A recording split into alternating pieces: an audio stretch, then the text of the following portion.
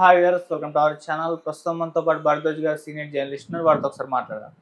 Sir నమస్కారం sir. నమస్తే అండి. సార్, కన్నప్ప సినిమా రిలీజ్కు దగ్గర పడుతున్న కొద్ది ఇబ్బందులు అయితే తప్పడం లేదు సార్. మూవీకి ఎన్నో ఇబ్బందులు మనం చూసాం. ఇప్పుడు లేటెస్ట్గా ఏంటంటే హైకోర్టు వీళ్ళకు నోటీసులు పంపించింది మూవీ టీంకి అని చెప్పేసి, అటు మంచు విష్ణు గారికి, మోహన్ బాబు గారికి అని చెప్పేసి.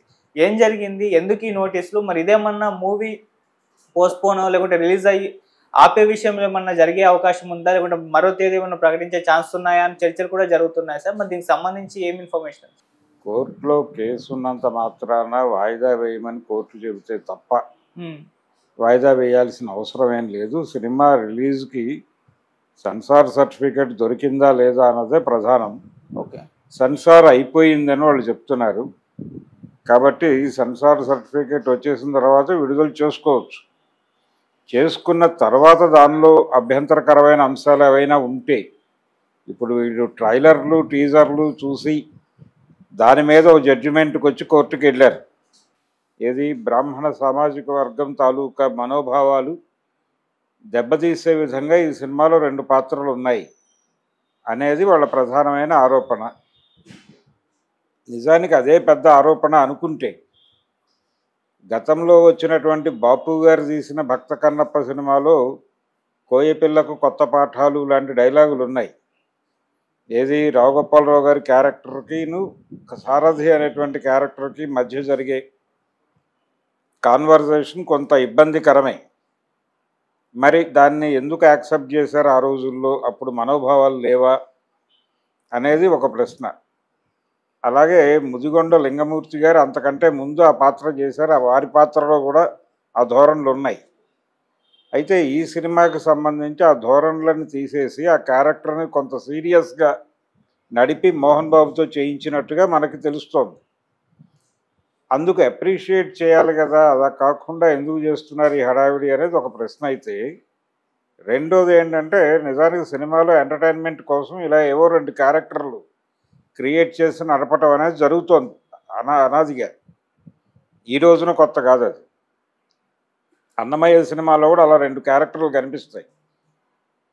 అంటే ఈ సినిమాలో పిలక గిలక అని ఆ వారసత్వంగా 2 క్యారెక్టర్లని పెట్టారు వీళ్ళు ఎంటర్టైన్మెంట్ అనే దానికోసం.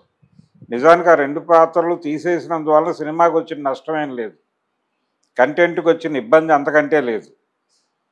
తీసేయటం మంచిది అని కనుక సమాజం భావిస్తే తీసేయటానికి వాళ్ళకే అభ్యంతరం ఉండాల్సిన అవసరం లేదు. దాన్ని రీషూట్ చేయటము మరోటి చేయక్కర్లేదు. ఆ ట్రాక్ తీసేస్తే ఇంకా దాని గురించి మాట్లాడే అవకాశం ఎవరికీ ఉండదు. అందుకని మోహన్ బాబు ఒకవేళ అది ఇబ్బంది అనుకుంటే ట్రాక్ తీసేసి రిలీజ్ పెట్టేసుకుంటాడు. అది ఇష్యూ కాదు. రిలీజ్ అయిన తర్వాత ఆ పాత్రలు కనిపించకపోతే సినిమాలో వీళ్ళు ఆశ్చర్యపోవాలి తప్ప, ఒకవేళ ఉండి మరీ ఇబ్బందికరంగా ఉంటే కోర్టు చెప్తే తీసేస్తారు అక్కడ వరకు. మళ్ళీ రిలీజ్ అయ్యి రీసెన్సార్కి వెళ్ళిన సినిమాలు అనేక ఉన్నాయి మనకి గతంలో. తాతమ్మ కళ అలా రీసెన్సార్కి వెళ్ళి మళ్ళీ రిలీజ్ అయ్యి మళ్ళీ కోర్టు కాదంటే మళ్ళీ బ్యాన్ అయ్యి ఆ కథ ఉంది. 50 రోజులు ఆడి సినిమా బ్యాన్ అయింది. మళ్ళీ ఒక 6 నెలలు గ్యాప్ ఇచ్చి మళ్ళీ రిలీజ్ అయింది. సో అలా చేసుకోవచ్చు, ఏం పర్లేదు. ఆందోళన పడాల్సిన అవసరం లేదు. రిలీజ్కి కోర్టుకి ఇబ్బంది లేదు. కోర్టు ఆగస్టు 1కి వాయిదా వేసింది కేసు విచారణ. కాబట్టి ఆగస్టు 1 ఒకవేళ విచారణ జరిగితే కోర్టులో ఏదైనా డెసిషన్ తీసుకుంటే అప్పుడు ఆపేస్తారు సినిమా. ఆపేయాలని కోర్టు ఫీల్ అయితే. కోర్టు ఫీల్ అవ్వకపోతే మళ్ళీ వీళ్ళు అప్పీల్కి వెళ్లాల్సి ఉంటుంది హైకోర్టుకి. హైకోర్టుకి వెళ్ళారు. ఇప్పుడు హైకోర్టు కాకపోతే సుప్రీంకోర్టుకి వెళ్ళాలి. వెళ్ళిన తర్వాత అక్కడ కూడా చర్చలు జరిగి అప్పుడు కూడా తీసేయమంటే తీసేయటమే. కాబట్టి లేదు, అక్కడ కూడా వీళ్ళకి వ్యతిరేకంగా బ్రాహ్మణ సంఘాలకు వ్యతిరేకంగా జడ్జిమెంట్ వస్తే సినిమా నడుస్తుంది. లేదు, కొన్ని దృశ్యాలు అభ్యంతరకరంగా ఉన్నాయని కమిటీ వేసి ఆ కమిటీ చూసి నిజంగానే ఇవి అభ్యంతరకరంగా ఉన్నాయని నివేదిక ఇస్తే అవి తీసేయమని నోటీసులు ఇస్తారు. తీసేయటానికి మాకు ఏ అభ్యంతరం లేదని వీరు చెప్తే తీసేస్తారు, సినిమా నడుస్తుంది. సో ఏ విధంగా ఏ కోణంలో ఎట్నుంచి చూసినా కానీ అది 27వ తారీఖు రిలీజ్ ఆగే ప్రసక్తి అయితే లేదు. ఇంకేవైనా ఇతరత్ర టెక్నికల్, ఇప్పుడు మొన్న హరిహర వీరమలు రిలీజ్ డేటు 12వ తారీఖు అని ప్రకటించారు.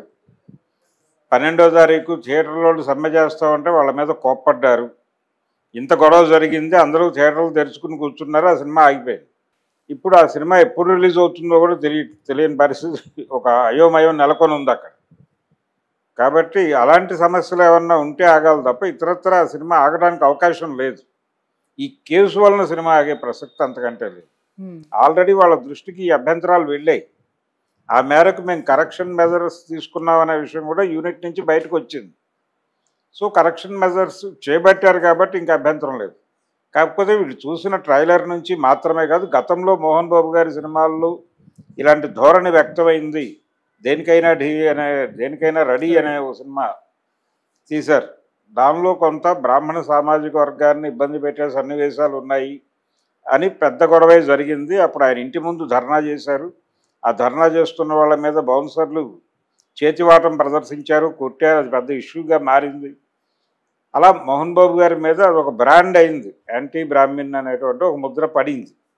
ఆ నేపథ్యంలో ఈ సన్నివేశాలను విశ్లేషించే క్రమంలో వీళ్ళు కోర్టును ఆశ్రయించి ఉండొచ్చు.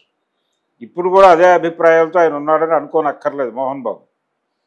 కోర్టు ఒకవేళ తీసేయమంటే ఆయన నిర్మోహమాటంగా తీసేయడానికి ప్రిపేర్ అయ్యి మంచు విష్ణుతో చెప్పి అవి తీయించేస్తే అయిపోతుంది. అప్పుడు కూడా సినిమా రిలీజ్కి వచ్చిన ఇబ్బంది ఏం లేదు. ఆ రోజు పర్టికులర్ షో నుంచి ఆ సన్నివేశాలు ఉండవు అంతే. కాబట్టి కన్నప్ప రిలీజ్కి ఈ కోర్టు కేసుకి ఏ విధమైనటువంటి లింకు లేదు, సంబంధం లేదు. ఆ సినిమా యథాతథంగా రిలీజ్ అవుతుంది. రిలీజ్ అయిన తర్వాత కంటెంట్ ఆడియన్స్కి కరెక్ట్ అయితే సినిమా హిట్ అవుతుంది, లేదంటే కనుక రిజెక్షన్కి గురవుతుంది. కోర్టు వాయిదా లోపే ఏ నిర్ణయమో జరిగిపోతుంది.